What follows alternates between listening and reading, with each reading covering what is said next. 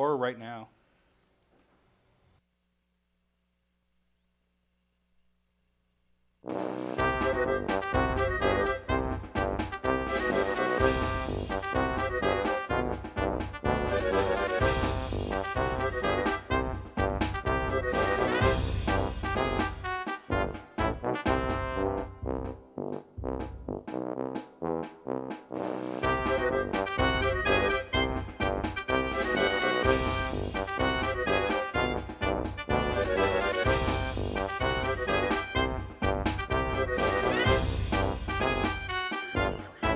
Turn my mic back on. Hi. Welcome to Down in Front. Live. Hi, Mom and Dad. They're watching. Yeah? I hope so. Who are you? I'm Andy Neitzert. Oh. I am your host for this episode of Down in Front. This is our 51st episode of Down in Front. Over here is Joel Shuttlesworth. Aww. And Hi. this week, we are also joined by Logan in the booth.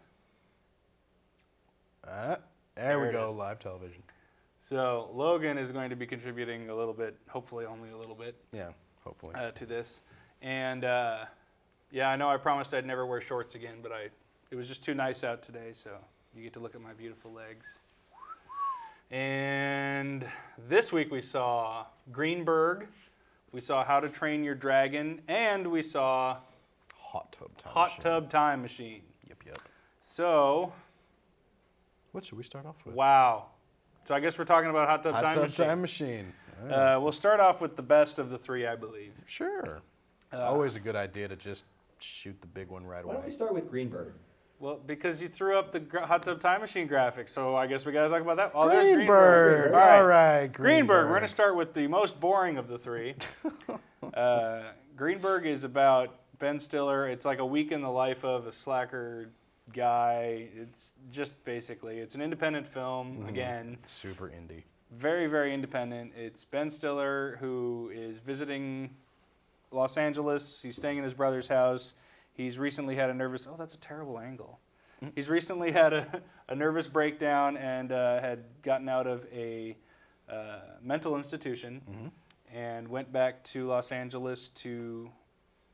I don't know. What was he there for? He was just there to do nothing, I guess. He kept talking about how he was going to do nothing. Yeah, he goes up to build a doghouse. Yeah.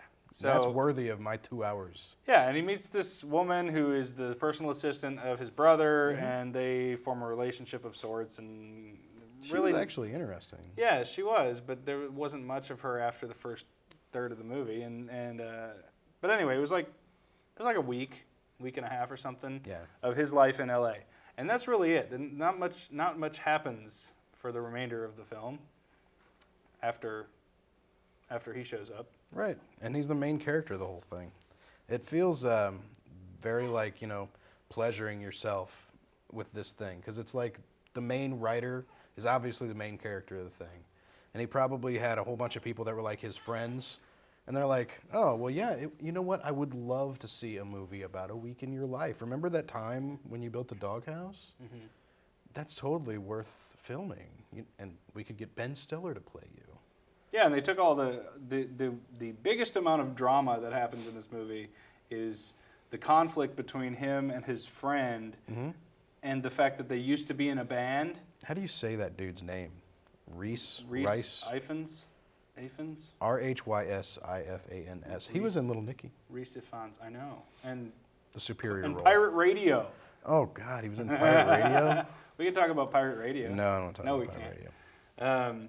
Yeah, What were Reese Ifans is like his friend, and they used to have a band.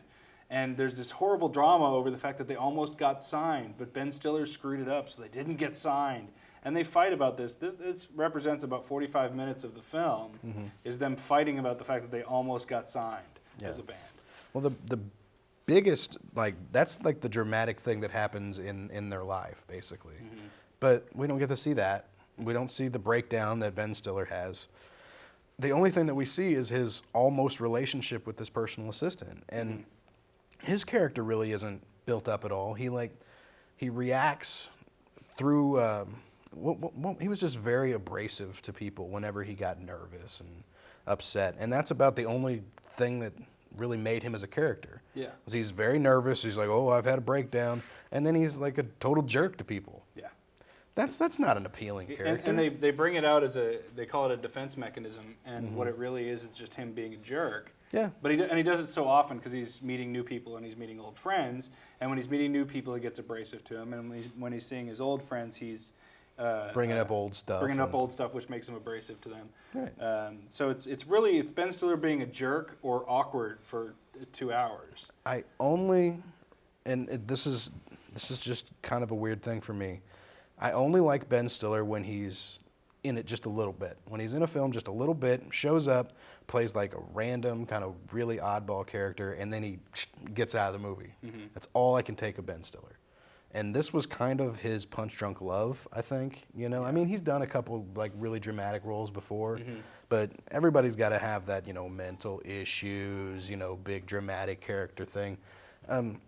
But this thing just falls completely flat. Yeah, I mean, if you've seen Ben Stiller in things like Permanent Midnight, you see him as this really like downtrodden, like really just everything's messed up for him. Which which is also mirrored by all of his comedic roles, which is where he plays the misanthropic loner or guy who's he basically gets beat up for the entire movie. Yeah. Or he loses a dog and then he has to suffer because of that. Yeah. It's basically just beating up Ben Stiller for 2 hours every movie he's done up until this point, and now it's him beating himself up for 2 hours. Right, but not beating himself up like in the cool Fight Club way.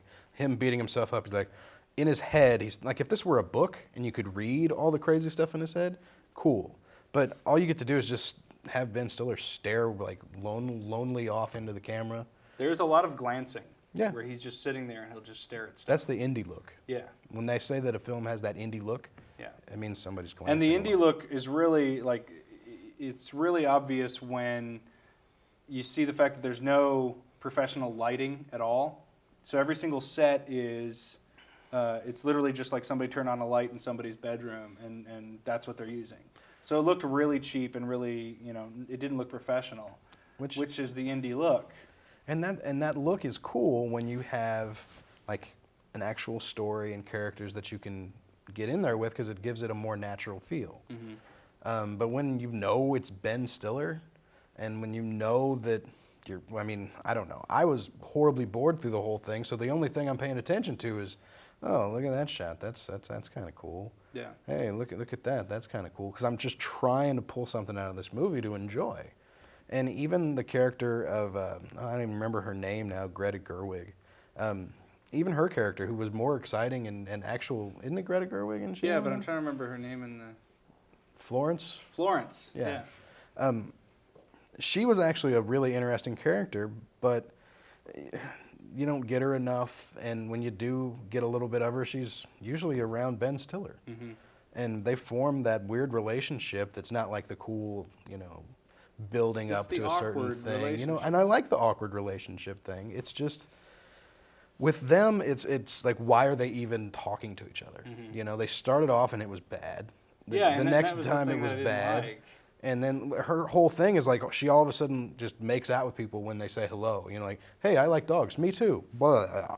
Yeah. And that's what happens in the movie. Right, but then 3 she wants to times take it before. slow with Ben Stiller because he's such a jerk. Like, dude, and I keep calling him Ben Stiller. His name's Greenberg, sorry. Roger Greenberg, whatever. I think he was Jewish. No, he wasn't Jewish, remember? Oh, His right. mom he was a Protestant. His mom was Protestant. This is He- all he's very Italian. important stuff for the Very review. important. You can tell when we just coast through a movie. I slept through about 15 minutes, right about the middle, and we were at Ragtag, 10 Hit Street, Columbia, Missouri. We were at Ragtag, and they have these wonderful couches, which are really nice to be on when you hate the movie, because then you can just kind of slouch down and doze off for 20 minutes halfway through. And then I woke up and I was disappointed that I didn't sleep longer, because I wanted to just continue to sleep. Andy got up all fresh, ready to go. All right, what? There's still 45 minutes. Oh, man, yeah. 2 hours? Wow. Yeah, anyway, so How we doing, Greenberg, Logan? I mean, it's an independent film. If you want to see it, whatever. You're stupid. If you want to see it, you're stupid. Right on the DVD box. How long did we talk about that, Logan? That was good. That was like a good 10 minutes. I can't see you. Where you at, buddy? There he Hey. is. Great. Awesome. All right. Now for the next. Let's go to Dragons. Can we do Dragons? Hi, Ted. That's Ted, That's our Ted. sound guy. Hey, I Ted. forgot to thank Ted last week, and I want to thank Ted because Ted makes us sound good. Ted gets 2 thank yous. If only he could make us look good. Yeah, that's supposed to be Logan's job. Yeah, Logan's supposed to make us look good, but then when we throw him on the screen, it just screws everything up. Goodbye, Logan. By Dragons. comparison, we're incredibly ugly. Ah, look at that. How to Train Your Dragon was a DreamWorks picture done From the makers of Shrek. from the producers of Shrek. Oh, excuse me. Sorry. And the director of this film was Chris Sanders. Chris Sanders, if anybody knows who Chris Sanders is, he is a former Disney animator. He actually did Lilo and Stitch. And he was, we couldn't remember if he was fired or quit. But anyway, he left Disney for one reason or another. And and I'll get to it in a minute, but this definitely, I mean, I'll say the story real quick. Kid is a Viking. He wants to become a Viking. He wants to shoot down a dragon. He accidentally shoots down a dragon and then befriends the dragon. And that's the whole story. And the rest of the story is you'll have to go see it. Yeah. But anyway, Chris Sanders did Lilo and Stitch. And did he do other Disney? Robinsons. No, he didn't. He was going to do Meet the Robinsons, and that's why he left, because he wanted to do it in 2D, but they wanted to do it in 3D. But did he do anything before? He did Mulan. He worked on Mulan. He was actually the animator for the dog in Mulan. He was actually also the voice of the dog in Mulan. Cool. Anyway, that's your little history about Chris Sanders. Anyway, this is a DreamWorks picture, which and DreamWorks did Shrek and like other animated crap, but Shrek is kind of what their big animated franchise is. Yeah. And one thing I noticed in this, and I'll just kind of start off on this, is the fact that Chris Sanders is involved with this brought in a lot of heart to what I think DreamWorks has been doing, has been just like this pop culture vomit in their films, where it's just like, here's a joke about, NSYNC, here's a joke about Britney Spears, and all this. Yeah, it's like an animated best day ever. Yeah, here's a Matrix reference. And what they don't understand is that that's all well and good and it's funny, but some people want to see heart, and that's where Pixar falls in that really, really does it really well, because they know that a story needs to have heart. So this movie definitely had that heart to it that I hadn't seen in past DreamWorks films, and I credit that a lot probably to Chris Sanders, because he worked for Disney, and Disney knows how to do that. What did you think of the movie, Joel? I had a fun time. Yeah. Really, I mean, it's just kind of popcorn movie. I mean, this isn't one of those animated films that's it's going to be put in a vault and then 10 years later it's going to come back like that other company does. But they make mostly crap. Just kidding. I know. But no, it was a lot of fun. I mean, I really like CG animated movies. Usually, I have a hard time continuing to like them because they keep doing the same thing that you're talking about, or they stylize it too much. And this had a cool little mixture of stylized animation, and it didn't detract away from like what you're actually supposed to be seeing. And it was the Vikings versus the dragons, and you find out that maybe they're not so different, blah, blah, blah, But really, I mean, we saw this in 3D. I don't know, did you guys see it in 3D too? This was the first like CG animated 3D movie that I saw that didn't have the gags in it. Yeah. Like it didn't have a dude with a paddle ball going, ha, ha, ha, right in your face, having the ball just fly at your face. I really appreciated that, but at the same time, and I'm just going off on the 3D stuff right now, at the same time, it didn't use it to its advantage the way like Avatar did, or even the way that like Alice in Wonderland did. And Alice in Wonderland didn't even do it that great. No. But this one, they have a whole lot of cool flying the dragon sequences that I think really could have just used some good 3D in it to kind of get you like up in the air a little bit more, you know what I'm saying? But we didn't really get any of that. It just, every once in a while a dragon would kind of float in front of you a little bit. And that actually distracted me from it. Really? Yeah. I kind of appreciated that. I think if you remember some of the older episodes when the theater that we go to, Hollywood Theaters in Columbia, Missouri, before they got their 3D projectors, we would have to go see 3D movies at the other theater, which I'm not going to mention. So we went to those, and I wouldn't go see them in 3D because I didn't. First of all, I didn't want to pay for it. Second of all, I didn't think that 3D did anything for me. Like I didn't feel like it enhanced the story. I didn't feel like it needed to be there. But now that this theater has it, I enjoy being able to see them in 3D. Well, what I hate are those gags that are so repetitive and so they're the same thing every time. It's just like throw crap at the screen. I'll kill them with this. Yeah, look at my knife.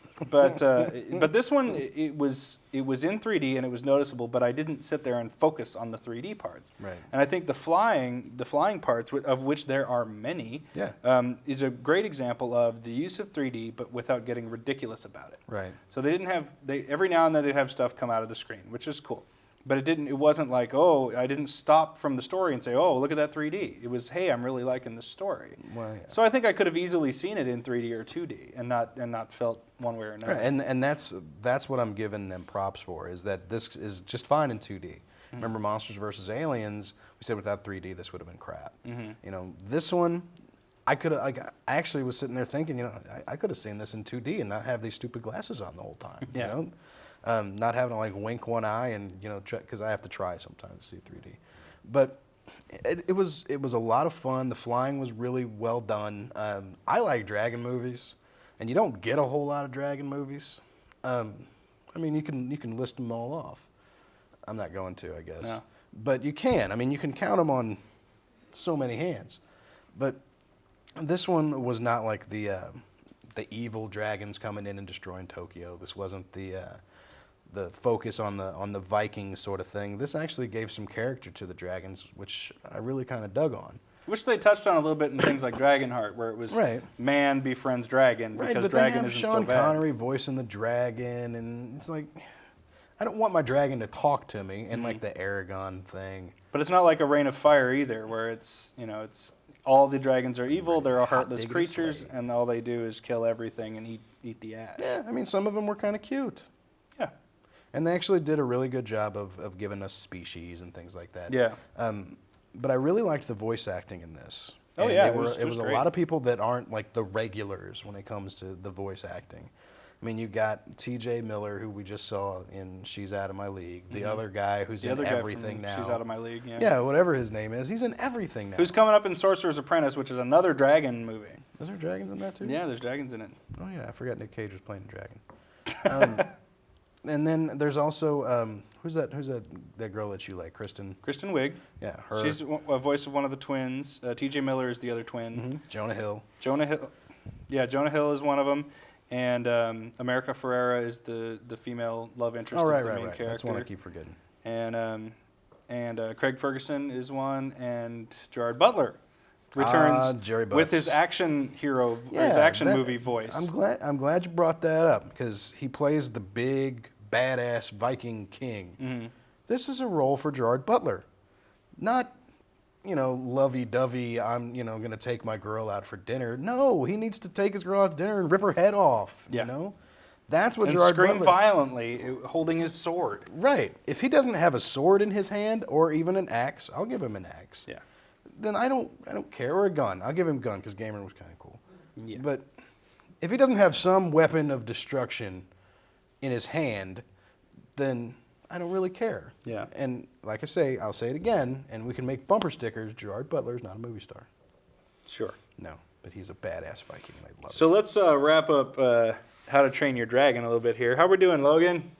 We have 10 minutes and 25 seconds left. Terrific. Let's move on. So we're going to move on to I liked it. Hot Tub Time Machine. Boom. So, by the way, we liked How to Train Your Dragon. I brought Lily. She fell asleep, but that doesn't say anything because she's an infant.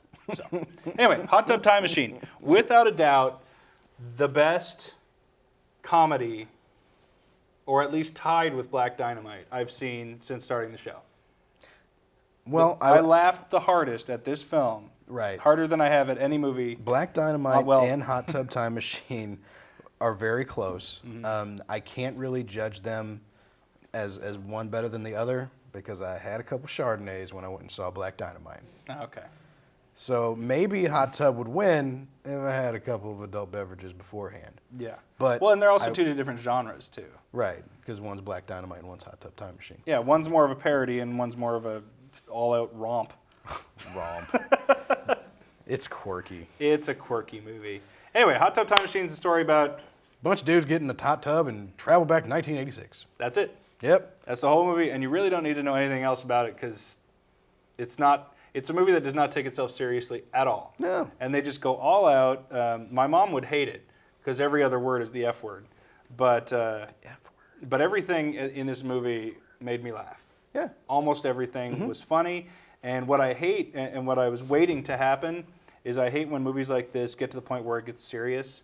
You know, it's like, oh, the friends are, you know, they had a falling out and they play the sentimental all come music together. Exactly. I hate when they do that. But this one, they had that moment, but everything else that was happening at the same time was funny. Yeah. So they kept you laughing throughout instead of, ha ha ha, okay, now you can relax. It's not funny anymore. Yeah. But this one was just nonstop, hitting you over the head with this funny crap, and I haven't enjoyed myself at the theater that much in a very long time. Yeah.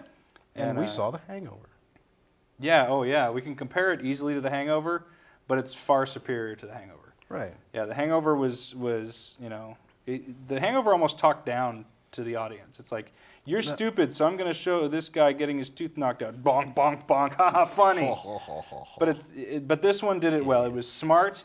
It was gross out humor, without a doubt. Yeah, yeah. It was raunchy, and there was a lot of bad language, and it was funny. The physical humor was great. The writing, the comedic writing was great. Everything about it made me laugh, and nothing disappointed. Right.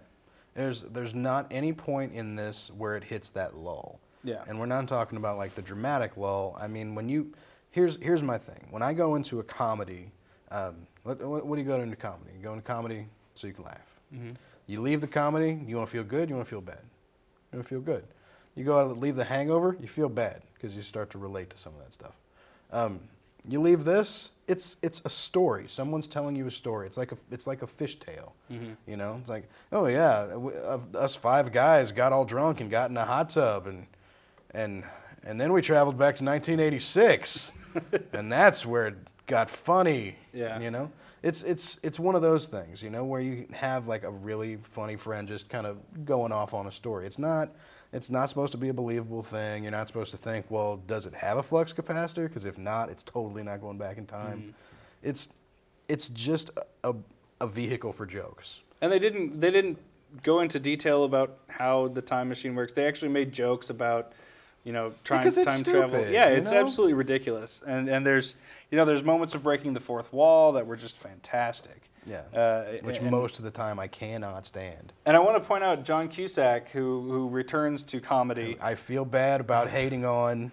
Yeah. I'll take it back, John. I'm sorry. John Cusack has not done a real slapstick comedy since probably the 80s.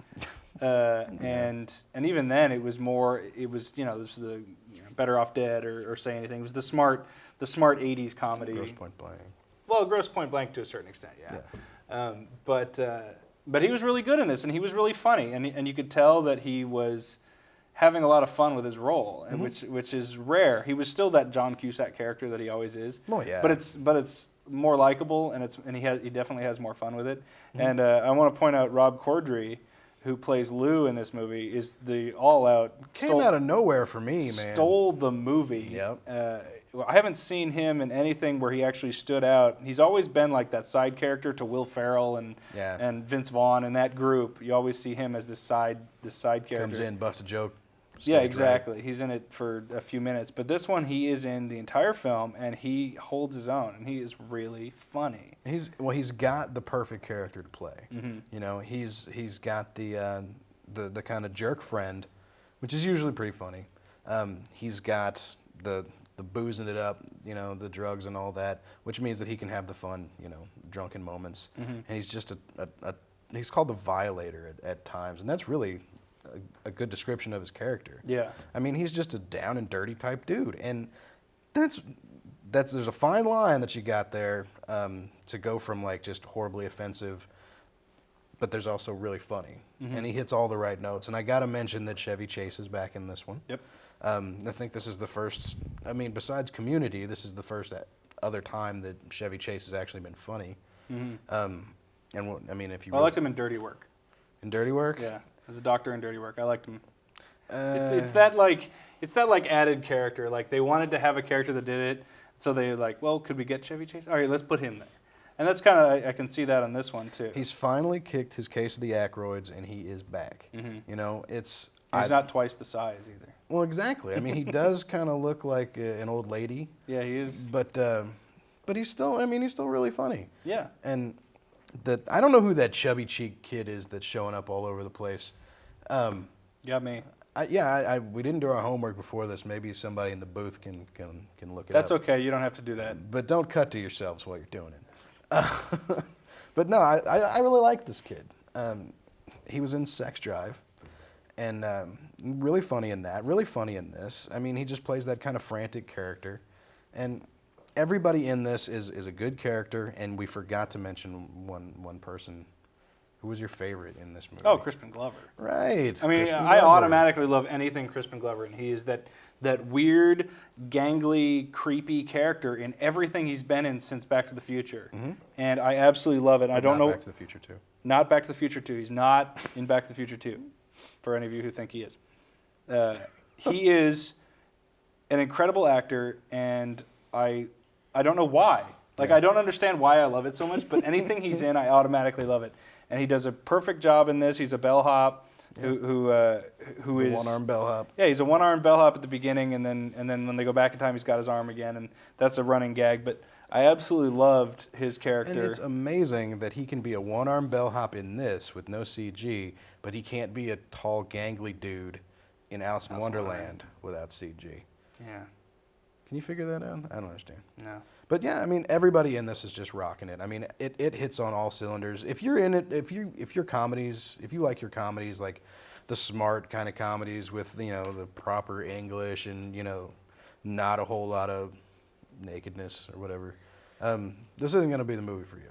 It's more along the lines of like kind of a more adult, less stupid Dude, Where's My Car? Yeah. As far as like That's the kind of theme of it. But the bad thing about Dude, Where's My Car that'll turned a lot of people off was just how stupid and repetitive it was. This thing just, I mean, it's got that kind of, it's got kind of a little bit of the Office humor. Well, and the fact that the characters aren't stupid helps a lot. Like they're just down on their luck guys, average guys. Yeah. And they're not just retarded falling all over themselves trying to do something. They're actually trying to figure out their predicament and fix it. And that was great. And we mentioned the chubby cheek kid, who I have no idea what his name is, holds his own amidst all these really funny people. And I also want to mention another actor is Thomas Lennon, who is in it for literally like 35 seconds. Right. Which I think is a complete waste, because I think he could have easily been one of the characters. One of the guys. Because he is so funny, so unbelievably funny. In Reno 911, if you ever see him in that, and then he was even in an episode of Friends, and he was just hilarious through the whole thing. And I think he's totally underutilized by Hollywood. And I don't know if that's because he's busy or doesn't want to do it or whatever, but I think he was really funny. He was hilarious in the one scene he was in this. So I was kind of disappointed that I was expecting him to be one of the ongoing characters, but he wasn't again. And if we want to if we want to hit like the cinematography of it, bright 80s colors. All the 80s stuff is right on, as far as I know, as 5. But, you know, I've seen pictures. Well, and I really loved... We got 1 minute. 1 minute. You're not really on the ball there, Logan. All right, let's thank our peoples. All right, so anyway, Hot Tub Time Machine, go see it. It is funny. If you're my mom, don't go see it. Thanks to our underwriters. Oh, thanks to our underwriters, Hollywood Theaters, Ragtag Cinema. Thank you so much. We hate paying for movies, so thank you for making it so we don't have to. Mackenzie's Seafood and Steaks and Mackenzie's Prime.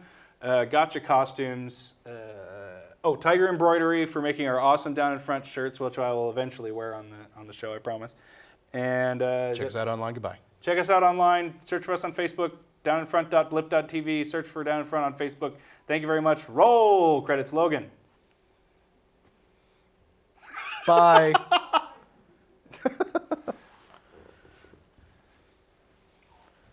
Beautiful. Did you turn my mic off? Your mic is now off, sir. Good job, guys. Excellent job. Good show and whatnot.